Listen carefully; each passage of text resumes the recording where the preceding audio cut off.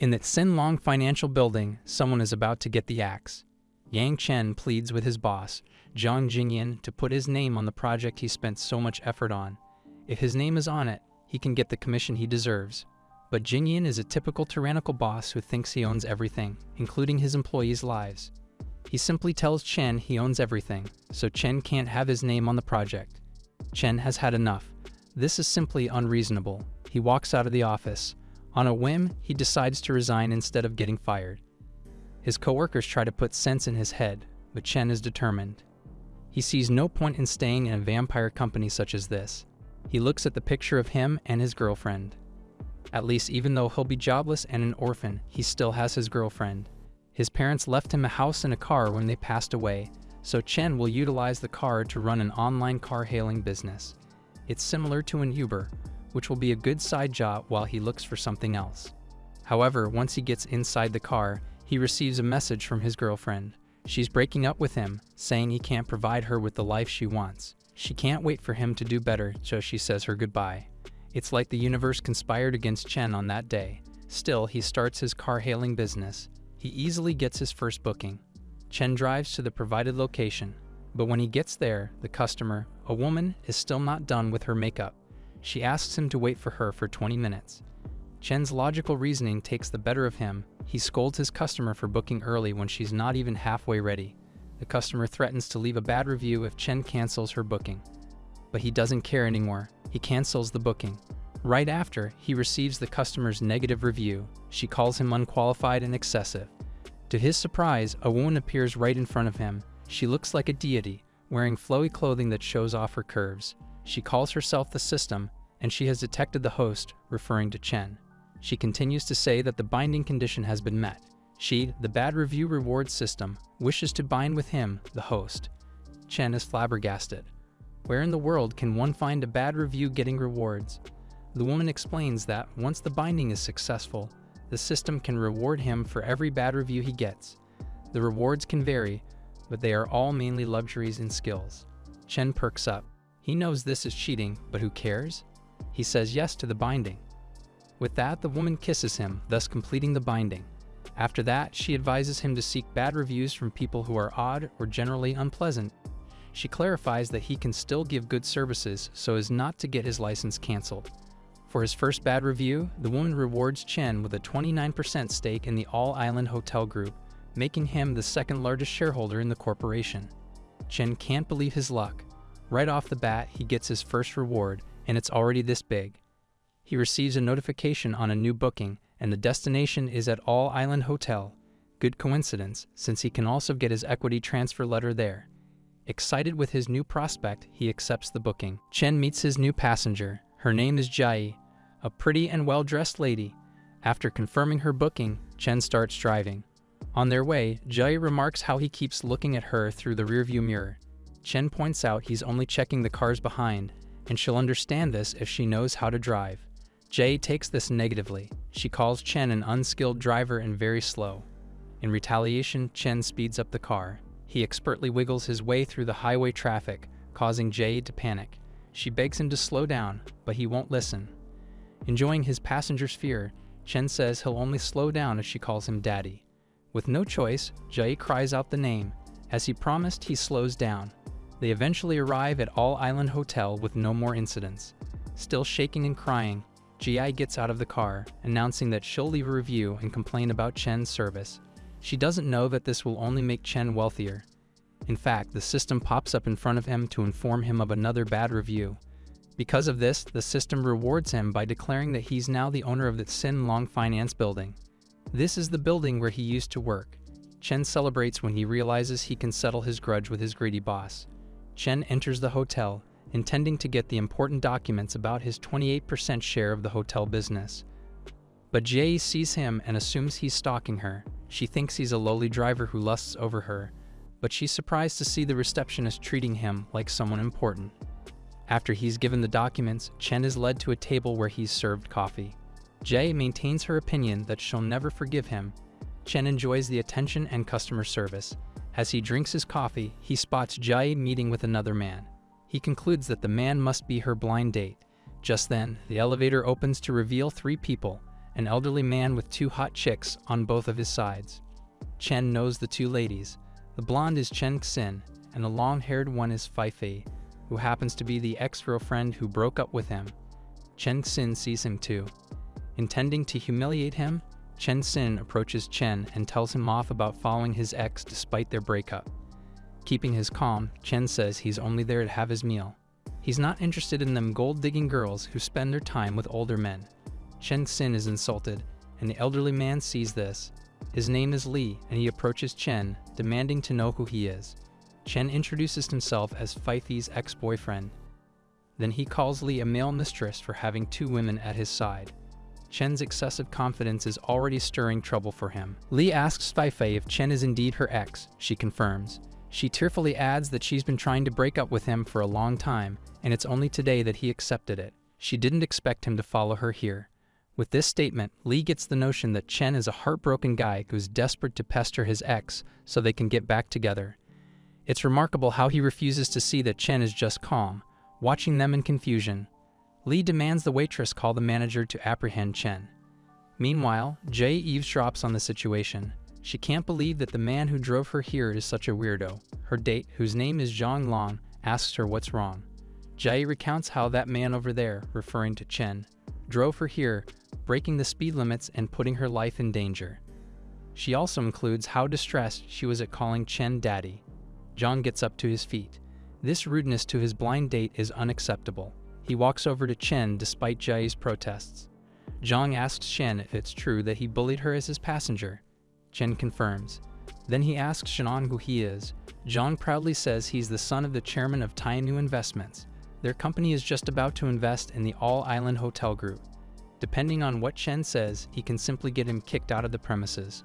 Chen just looks at the two men who are trying to show off their wealth by bullying and belittling him. Just then, the manager of the hotel walks in. He greets Li, who owns the company that supplies vegetables to the hotel kitchen. Then the manager greets Zhang, whom he knows must not be annoyed, or else the investment deal will fall off. The manager asks what the problem is about. Li and Zhang tell their grievances about a man who's pestering and bullying their dates. Then they both point to Chen. The manager gets shocked as he immediately recognizes the man. He does a 180 and orders the security to take Li and Zhang out of the hotel premises instead. He walks over and greets Chen as a VIP.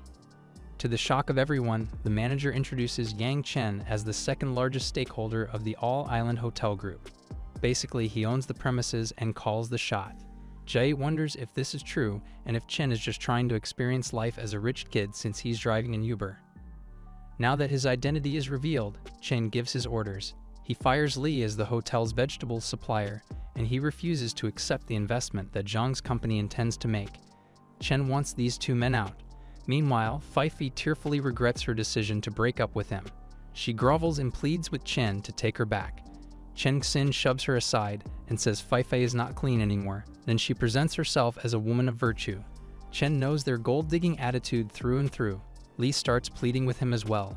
Fed up with these fickle-minded people, he firmly orders the hotel manager to throw these people out. Li and his girlfriends are the first ones to get dragged out of the All-Island Hotel. After the male mistress is dragged out with his escorts, Chen looks at Zhang. The manager can't seem to do anything since the investment Zhang's company is about to make is a big deal. However, Chen is confident the deal won't go through as long as he's against it. There's no need to fear Zhang's retaliation. With that assurance, the manager orders the guard to drag Zhang out of the hotel. Refusing to be humiliated, Zhang says he'll just walk out, saying Chen is just a second-rate stakeholder that his company will never accept. Zhang calls Jai to come with him, but Chen gets the devious idea to steal Zhang's blind date. In a smooth move, he picks a flower nearby and offers it to Jai. He acknowledges that he did scare her earlier in the car, so he wants to talk to her and properly apologize for his behavior. Chen is confident that between him and Zhang, Jai will choose the richer guy. And indeed, Jai chooses him, much to Zhang's anger and humiliation. He shouts to Jai that she's insulting him after he stood up for her against Chen. Jai stubbornly points out she never asked him to do it, and that Zhang only did it to feed his ego. Zhang threatens to beat Jai if she takes her seat there. Stoking Zhang's anger more, Chen gently pushes Jai to sit, saying he'll protect her if anyone bothers her. This enrages Zhang. Cursing her, he attempts to hit her, but Chen is quick on his feet. He calls Zhang uncivilized. The manager finally makes a firm demand to throw Zhang out.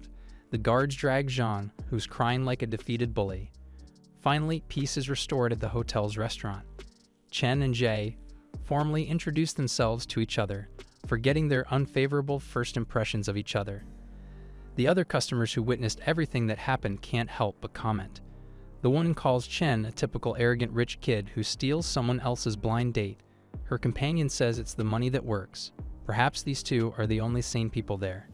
Chen shares a bit of his story. His parents have passed away, leaving him the car he now uses for his occupation. As for Jai, she moved into the city to find a better life, and she is currently working at a luxury shop. Chen thinks she's far better than his gold-digging ex. They share a toast to their lives. In just one sip, Jai is already tipsy.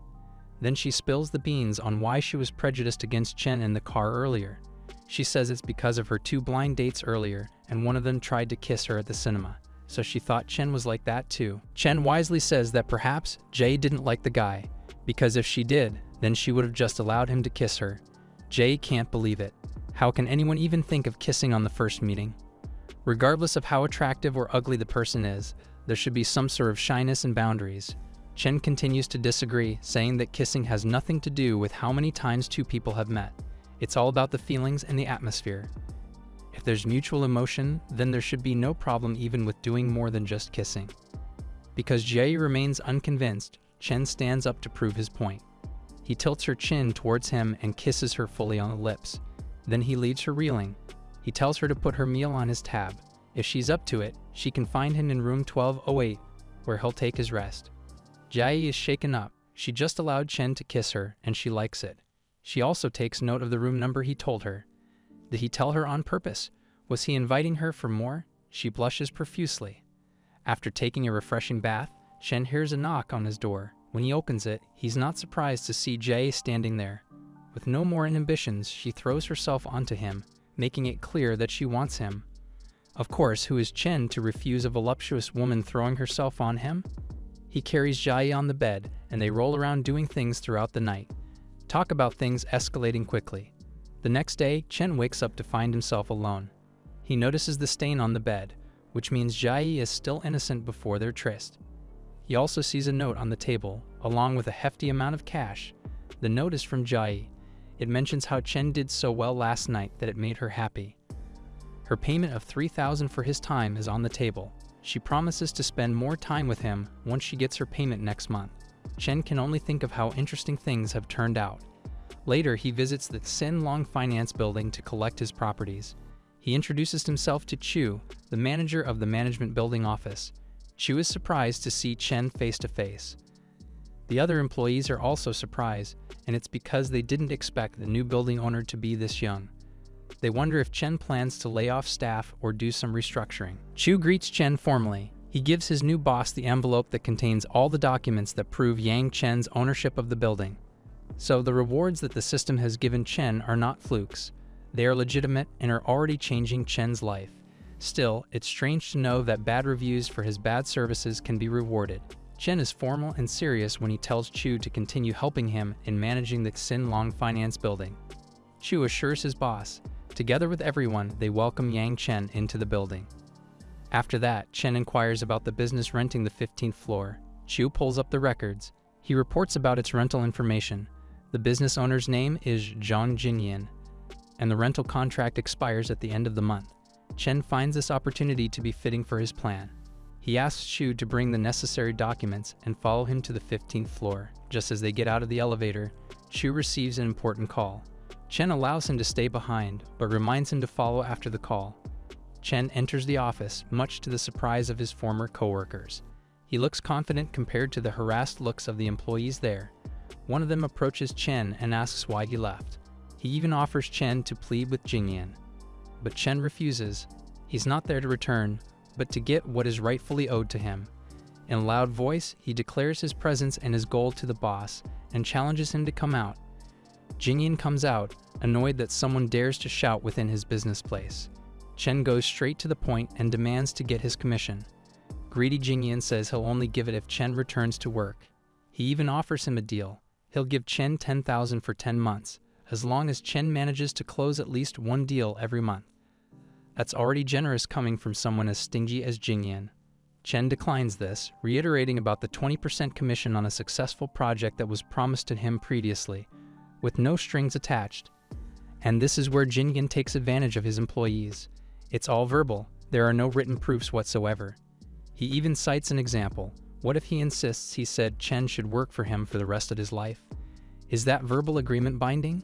Chen defends his claim by saying everyone heard the conversation between the two of them. But when Jingyan asks his employees if it's true, Chen gets surprised. They all deny hearing or knowing this deal. One of the employees, a blue-haired guy named Yuan, who's obsessively submissive to their boss, stands and insists that Chen must have heard wrong. He tells Chen that their boss is kind enough to readily accept him again, so he must go back to work immediately. Chen wonders if there's really no one who knows about his true position. Jingyan extends his leniency, saying he believes in Chen's talents. He orders him to get back to work since he has no time for him.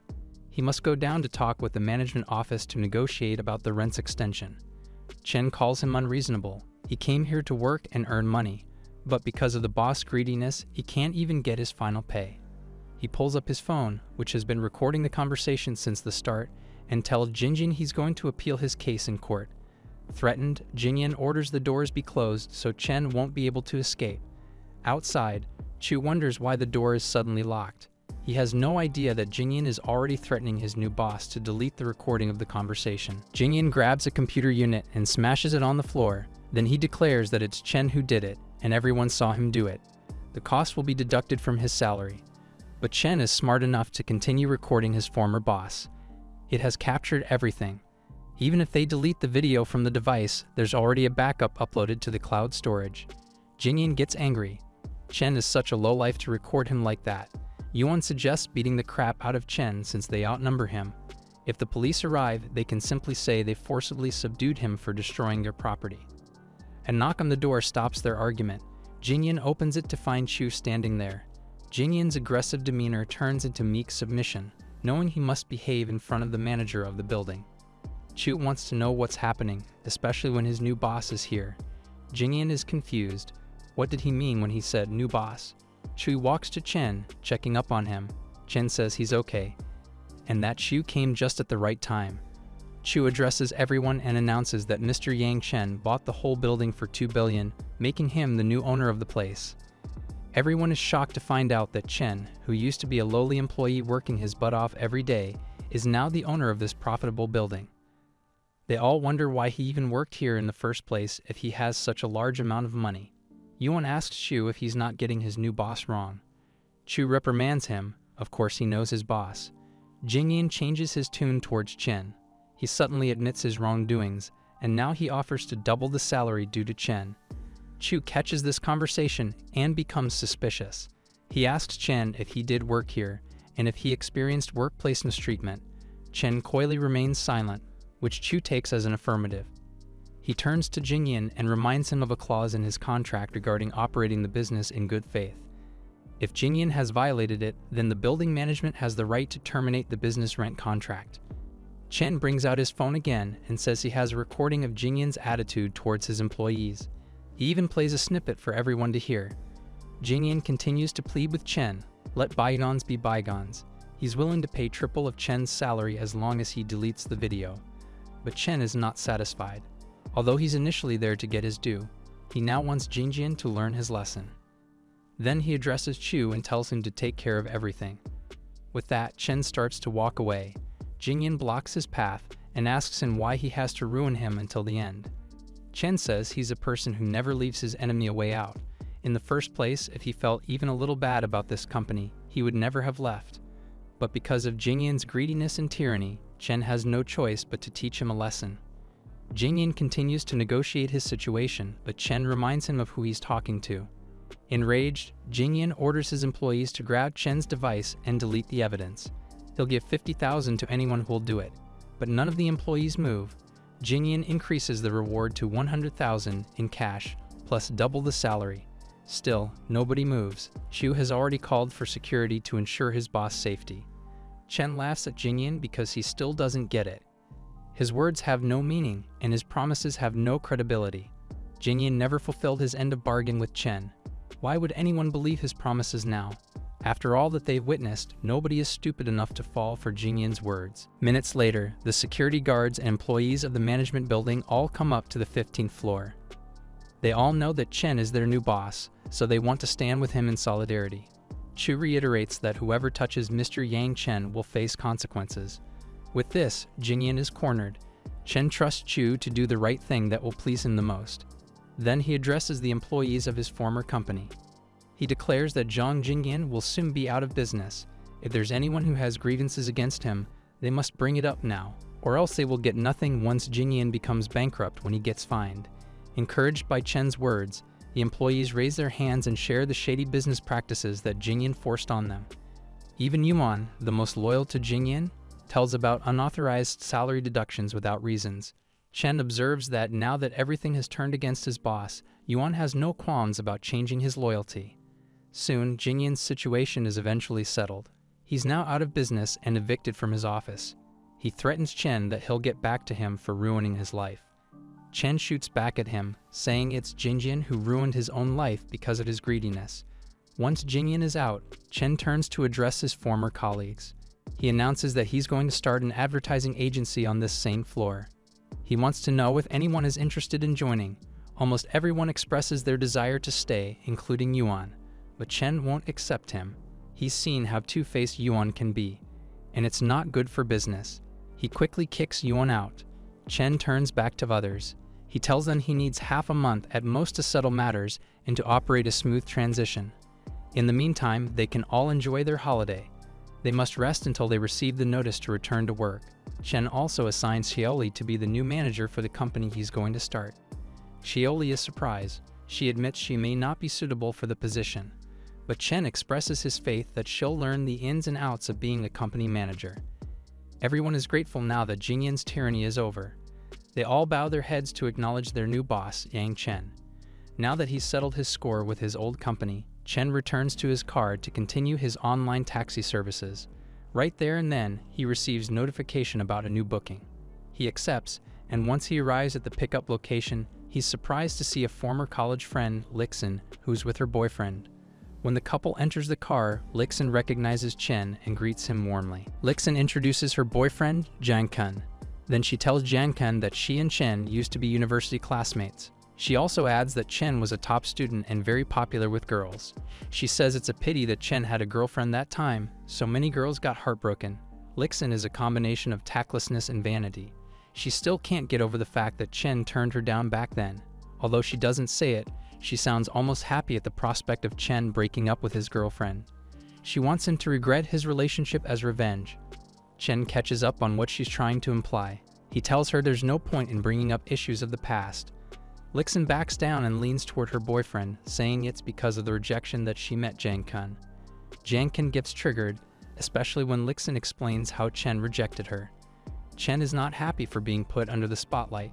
He apologizes if he said anything wrong. Yang Chen, still looking down on Chen, offers him a clerical job in the company where he works. Lixin happily adds that her boyfriend is the planning manager of an advertising company.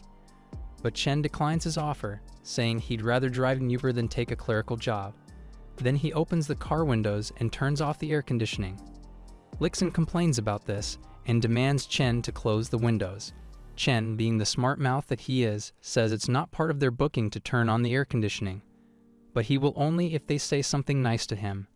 Yang Chen gets angry. He repeats Lixin's demands, but Chen refuses. Lixin reminds Chen they're old school friends, so for that sake, he must turn on the air conditioning. Otherwise, she'll leave a bad review and complain about him. Chen responds he's not scared of bad reviews. Then he evicts the couple from his car. He leaves them in the middle of the highway bridge, under the blazing heat of the sun. Fuming, Yang Chen brings out his phone to leave a bad review, knowing it will put Chen out of his job. But this only does the opposite, because the moment Chen receives it, the system rewards him with 2 million in cash.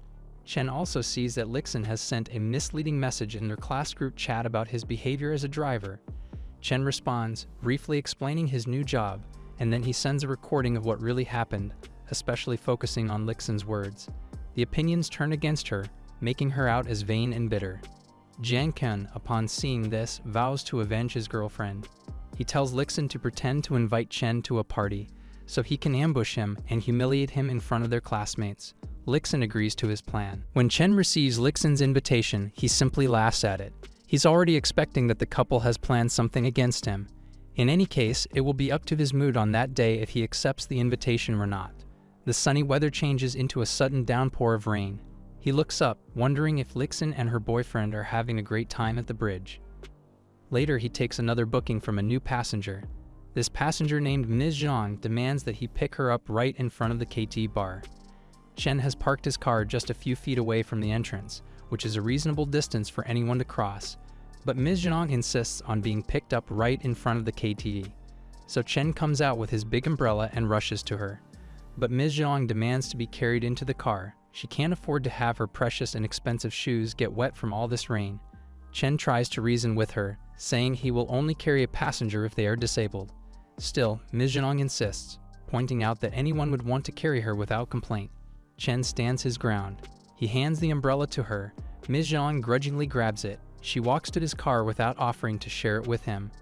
In the car, she reminds Chen to behave as she's already dissatisfied with his service, or else she'll leave him with a bad review. Chen ignores her. When they arrive at the destination, Chen cheerfully reminds his passenger to not forget her belongings. But Ms. Zhang feels entitled to a good service, so she demands Chen drive the car to the upper parking lot of the mall. She refuses to get drenched in this rain. Chen says he can get the car as close as possible to the mall's entrance, but he can't simply drive her to the upper parking lot. Ms. Zhang doesn't care. She demands to get what she wants, or else she'll complain about him in the car-hailing app. Fine, Chen says. He tells her to get out. When Ms. Zhang remains in her seat, Chen goes out with his umbrella and makes a gesture as if he's locking her in. Immediately, Ms. Zhang gets out, livid and wet from the rain. Just then, Chen turns around, gets in his car and drives away, splashing puddles onto Ms. Zhang. There's no way Chen would give in to her unreasonable demands. He reaches for his tea canister and finds it empty. The system lady suddenly appears, granting him his reward for another bad review and complaint. She's rewarding him with 50 grams of dried tea leaves from the mother tree, Da Hong, and he can get it from his car trunk. Chen wonders why his reward is downgraded. The system clarifies that it's not just ordinary tea leaves. The previously auctioned 20 grams was sold for 200,000, and now it's considered a rare commodity that money can't even buy. Chen is shocked that tea leaves can be this extremely valuable. Chen gets out and sees the box containing the tea leaves. He realizes that just one packet can treat him to a fine dining restaurant. As he pours the tea into his canister, he's still astonished to experience such a rare luxury in life. Just then, a prompt appears in front of him. Someone left his profile another bad review. In return, the system awards him Villa No, one from Binjiang Properties. The system tells him to stay there, where the courier will deliver his property deeds, keys, and others. Chen remembers that Binjiang Properties is a high-end residential area located at the riverside. Each villa can cost up to 500 million. Really, luxuries keep raining down on him with every bad review that he gets. He wonders just who left him that bad review. Just as he prepares to drive away, a woman in a skimpy outfit gets in his car. This woman named Tiani shows him a wad of cash and orders him to drive immediately. Chen tells her she must book his car from the car-hailing app, as he's not an ordinary taxi where anyone can get in. Tiani gets snobby with him and tells him to just simply drive. A man approaches the car from the driver's side. He aggressively knocks on the window, demanding Chen to open it. Tiani warns Chen to not open the window or else she'll bite him. When Chen asks if she knows the man, Tiani says no. But the man, whose name is Hengji, says Tiani is his girlfriend. Tiani denies this, saying they just met that day on a blind date. Hengji gets angry. He says Tiani's father owes his family 5 million, but since the father can't pay it up front, he used his daughter Tiani as payment, so Hengji considers her his girlfriend and his property. He orders Tiani to get out, as he's already booked a hotel for them. Chen is stuck between them. If he allows the woman to get out, she'll be harassed, and Chen will be an accomplice to a crime. On the other hand, as Hengji says, Chen has nothing to do with their quarrel. Chen suggests calling the police, but Tiani cries and calls him a jerk for not listening to her. Chen is taken aback. Why is he the jerk when it's her father who used her as a payment? Chen has no obligation to protect her, but he can offer to call the police for her. Hengji walks to the other side and attempts to open the door to the passenger's side. At this, Tiani backs down. She pleads with Chen to get her out of there. She explains that even if the police get involved, the bottom line remains the same. Her family can't pay the money owed to Hangji's family. Hangji reaches into the window and grabs Kiani, threatening her. He then offers Chen a chance to play with her once he's done.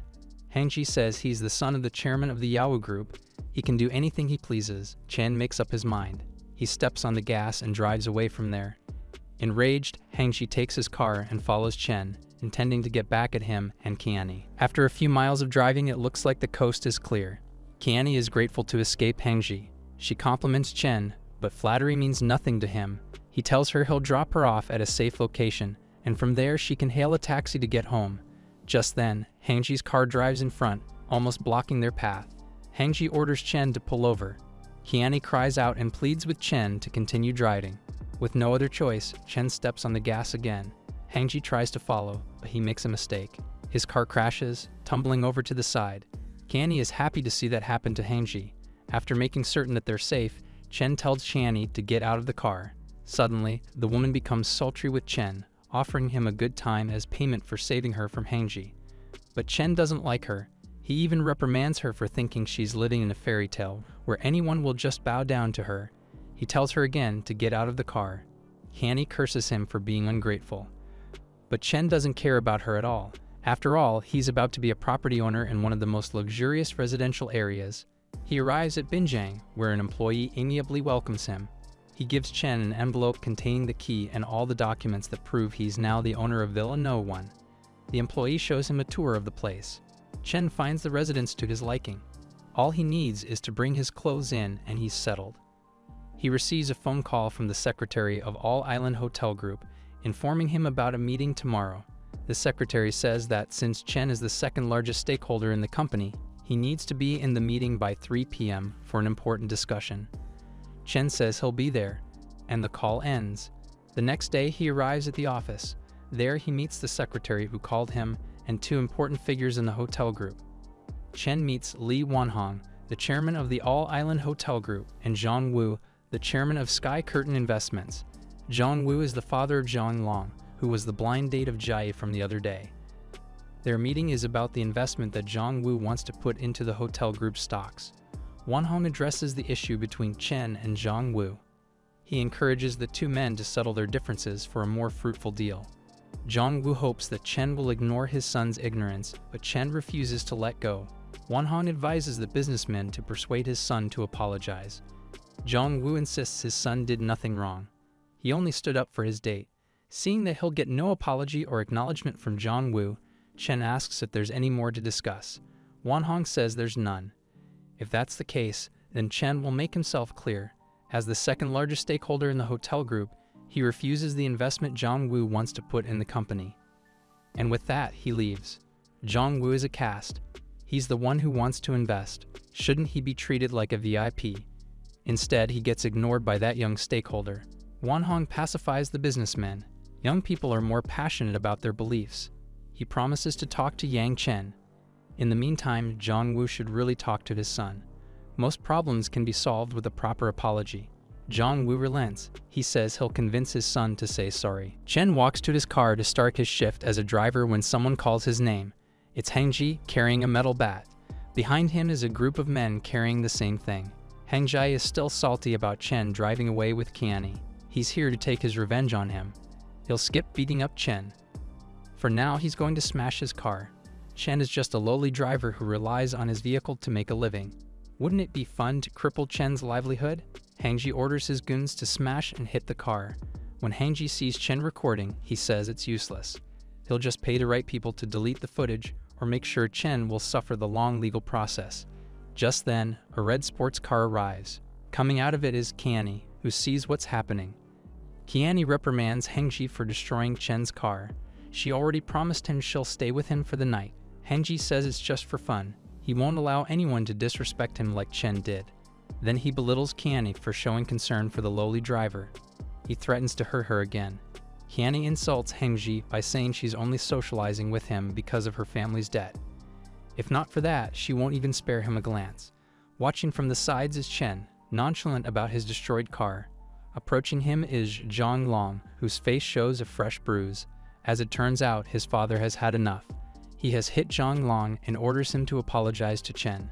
Only then will the investment deal go through. Chen gets an idea. He asks Zhang Long if they're rich. Zhang Long gets irked. Of course they're rich. They have a total of 1 billion in assets. Chen asks if he knows Hengji. Zhang Long says yes. Hengzi's family owns several property companies in which the Zhangs had invested as well. If that's the case, and if Zhang Long wants his forgiveness, Chen tells him to lend Channy money so she can pay off her debt to Hengji. Zhang Long thinks this is ridiculous. Chen owns 28% of all Island Hotel Group's assets, which totals to 3 billion. Surely he's more capable of lending the 5 million to Kiani? Chen points out he's still an Uber driver who now needs to think of replacing his source of income. When Zhang Long asks if he comes from a secret family who isn't allowed to spend his money yet, Chen just shush him. Zhang Long eventually relents. He tells Chen to tell Qiani to go to the Sky Curtain Investments office by 9 a.m. tomorrow to discuss the details. When Qiani finds out that the Zhangs have agreed to lend her money, she is ecstatic. She hugs Chen gratefully, relieved that her long legs did their job to entice him to help her. Hengji is confused about what's going on. He accuses Zhang Long of messing up with his family. But Zhang Long says he's only doing his part to appease Chen. After all, Chen holds 28% of all Island Hotel Group's assets, and he's the key for his family's investment to go through. At this, Hengji can't believe what he hears. This lowly driver is the second largest stakeholder. The goons Hengji brought also hear this, and they start to cower in fear. They are afraid they just victimized a person from a very wealthy family. They demand Hengji be responsible for them. Hengji does a 180-degree. He becomes like a puppy and offers Chen his cigarettes, hoping Chen will forgive him. Chen laughs at Hengji. The entitlement of this guy, just because he's the son of the chairman of the Yahoo Group. Just in time, 2 police officers run towards them.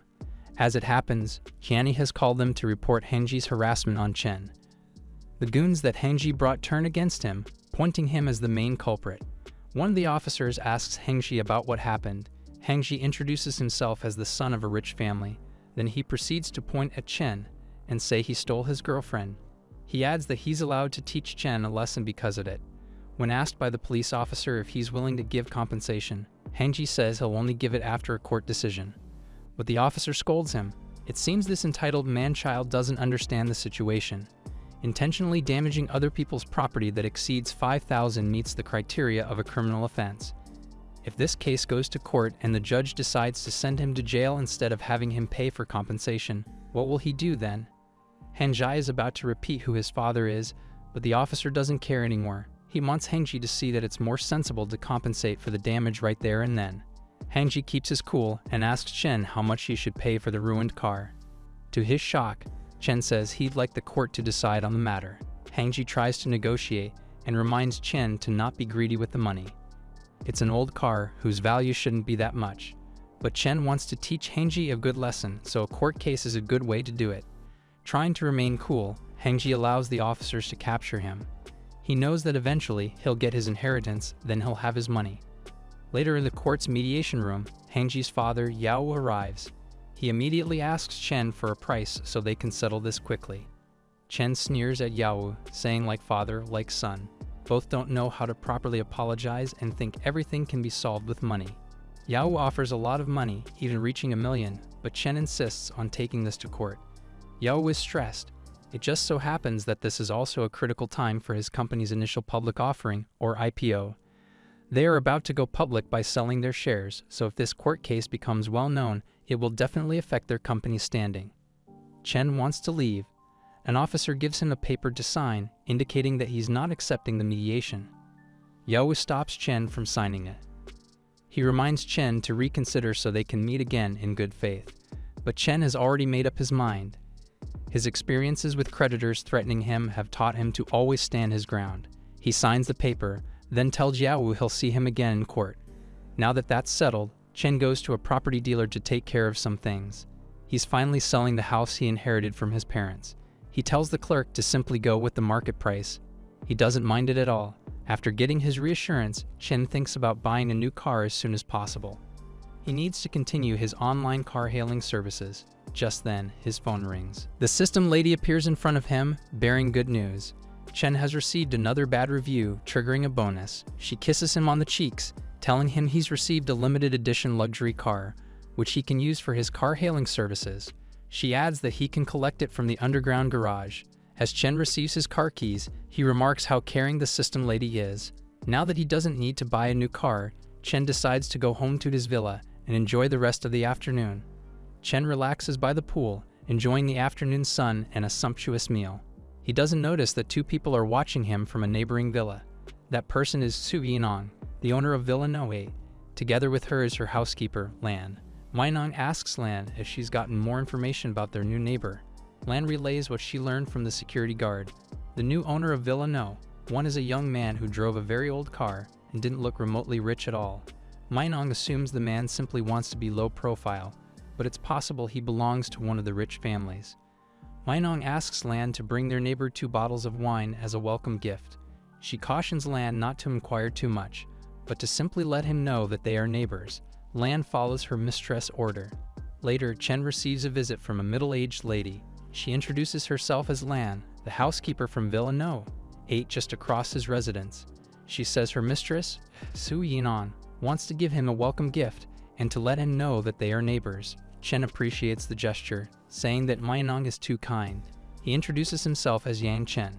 He invites Minong inside his house to chat for a while. Lan politely refuses, saying she's only there to give his welcome gift.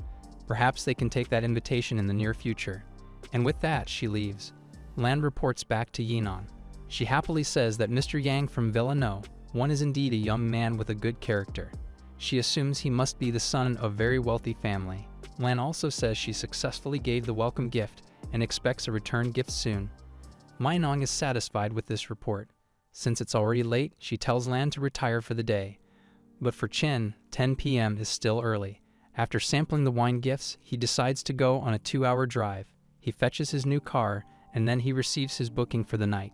His passengers are a young couple who just came out of the cinema. The girl requests if he can drive her to the entrance of the girls' dormitory, which is near the University of Finance. Before 10:30 p.m., Chen checks the navigation and sees that it will be a challenge. The guy pleads with Chen, saying it's his girlfriend's curfew. The guy looks innocent, but in truth, he's actually planning something devious. That's why he made sure his girlfriend stayed out well past her curfew. Realizing this, Chen says he'll do his best, then steps on the gas. The girl says thank you, while the guy frowns. The guy threatens Chen that if he fails to get to the dormitory before 10:30, he'll have to drive them back to a hotel. The girl protests, but the guy simply says he's only scaring the driver so he'll drive fast.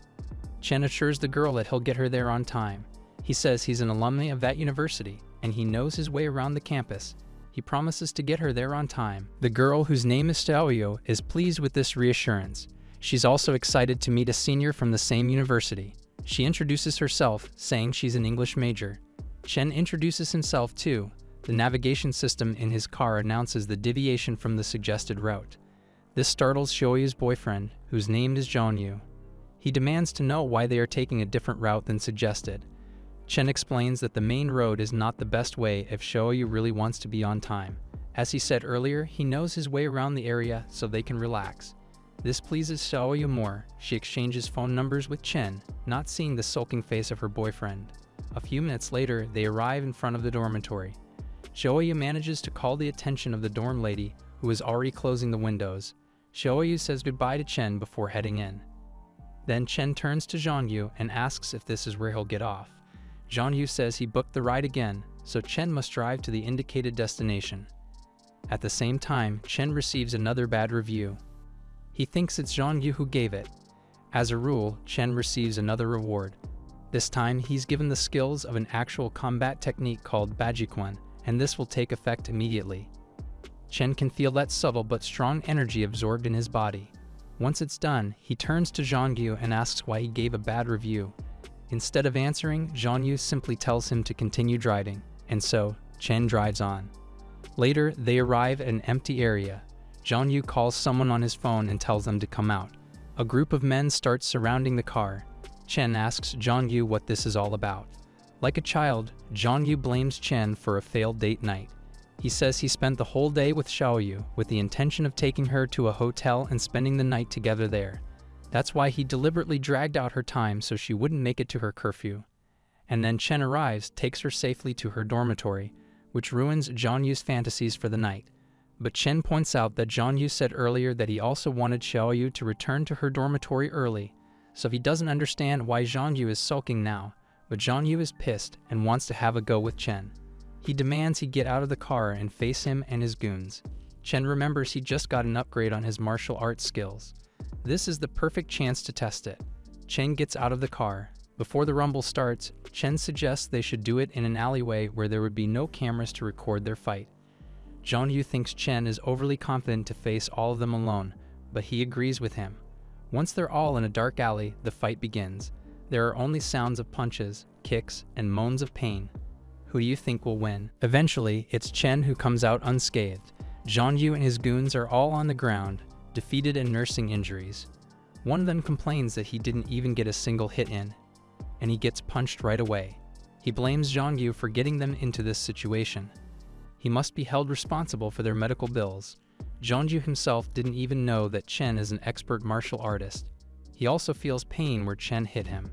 Chen beckons Zhang Yu to come to him. Zhang Yu thinks he's going to get hit again, but Chen tells him he only wants to say something. Grabbing Zhang Yu's shirt, Chen demands he remove the bad review since this is his new car. Zhang Yu agrees, and with that, Chen drives away. Chen receives a call from Xiao Yu, who asks about her boyfriend and says that she'll pay his fare. But Chen said she should keep it so she can cover his hospital expenses. He then relays to her what happened. He also advises her to break up with Zhang Yu. After this call, Xiao Yu calls Zhang Yu to reprimand him for his behavior. Zhang Yu says he just got jealous because she already flirted with her senior even though they just met. Xiao Yu calls him crazy, and it's safe to assume she's broken up with him. Zhang Yu can't accept this. He must get his revenge. If he can't leave a bad review, then he'll just file a complaint. Chen receives the notification that the system is rewarding him for receiving a complaint. The reward is an overall physical enhancement and strengthening. Since this may take time, Chen must alert the system when he's ready to receive the enhancement. He enters his villa, knowing that it's Zhang Yu who filed that complaint. Once he's in his bedroom, he notifies the system that he's ready. It takes more than 2 hours to integrate whatever enhancements it is to his body. After the completion, the system tells him that, excluding the influence of external factors such as weapons, Chen is now the strongest man on Earth. The only downside of this process is that he stinks, so he takes a bath after. The next day, as he takes his morning jog, he finally meets Minong, his neighbor who occupies Villa No. 8, who's also on her morning run. They exchange pleasantries, and Chen thanks her for the wonderful wine gift. Minong is pleased that he likes it. Chen says he won't take much of her time, so he goes off to run. Minong evaluates her first impression of Chen. He really looks like he came from a good family. Meanwhile, Chen is already thinking about what gift he can give to Yinan.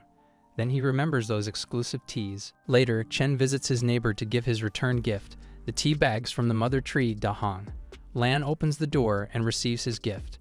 Just then, Winan comes out, who has just finished taking her bath. When she learns that Chen brought some tea, she orders Lan to prepare it. But Chen says he won't stay long, as he needs to go back to his car. Curious, Minong asks about what Chen does for a living. Chen says he's running an online car-hailing service, and with that, he leaves. Minong gets more intrigued. How can someone who drives an online taxi be able to afford Villa No. 1? Lan checks the tea, and it looks unfamiliar. She rushes out to check what kind of tea their neighbor has gifted them.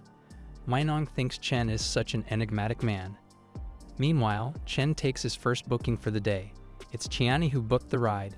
She's dressed up nicely, far from her previous skimpy outfit. She remarks about how ordinary Chen's new car is, failing to recognize that it's actually a luxury car. Then she shows off her legs, trying to entice Chen with her new looks. But Chen simply doesn't fall for her tricks. He advises her to keep quiet. Qiani continues to talk. She says she made a reservation at a restaurant so she can properly thank him for what he did the other day.